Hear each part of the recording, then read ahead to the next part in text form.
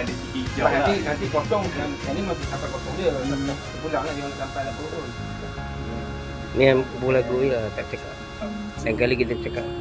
Tak boleh cakap sikit. Ini mesin apa ni, cik? Ni. Mesin untuk minyak terpakai. Minyak terpakai.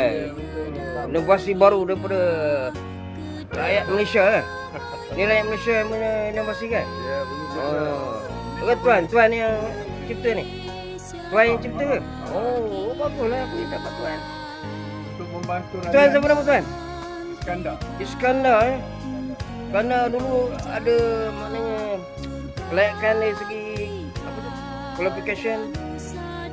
Ni dari segi Robotik dengan AI lah. Sebab mesin ni untuk kutip yang masih terpakai juga. oh, ni mesin itu. Ni teknologi baru Malaysia pun kita eh. Bagus ni. Dia boleh mana ni? Ha? Saya ni YouTuber. Oh, ya ke? YouTuber tua. Ni dia tu juga. Pelapis. Pelapis ni belakang ni pelapis ni. Jadi apa boleh terang sikitlah sementara kita nak apa fungsi-fungsi Mesin ni masa kita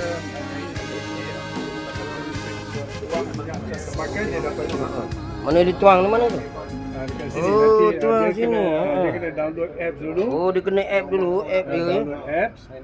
Mana app ni kita juga yang cipta lah. Ya, Malaysia betul. juga. Ya, betul. Jadi dari segi inovasi Malaysia. Inovasi masyarakat. Masyarakat maknanya bukanlah Register apps. Lepas kita negara kita ni tak ada command aja kan. datang, ada scan. Buka, tuang minyak, tutup. Dia dalam ni berapa muatan ni? Dia satu lipang 5 kg. Satu 5 kg, 5 kg, 5 kg. Tapi penuh 100 kg. Dr. Koji mana bila dah penuh tu dia akan ada sound lah bunyi ke apa ke? Betul. Jadi bila datang nanti saya punya orang akan datang ambil lah. Connect, kosongkan balik lah. Dia mana pemantauan dari segi orang Pakai app. orang guna ni dia maknanya pembayaran apa tu macam mana? Terus masuk e-wallet dia. Oh. E-wallet macam masuk dalam dia punya touch dia.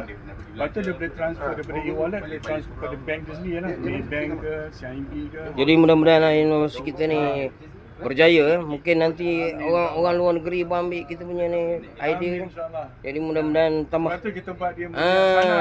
Ada pelapis tak akan datang ni? Ni oh. Sepatutnya memang kena ada pelapis eh. Dia orang boleh cipta benda-benda yang baru pula esok. Betul. Akan datang tak Ini payah buatan Malaysia. menjimatkan tenaga. Ini buatan Malaysia.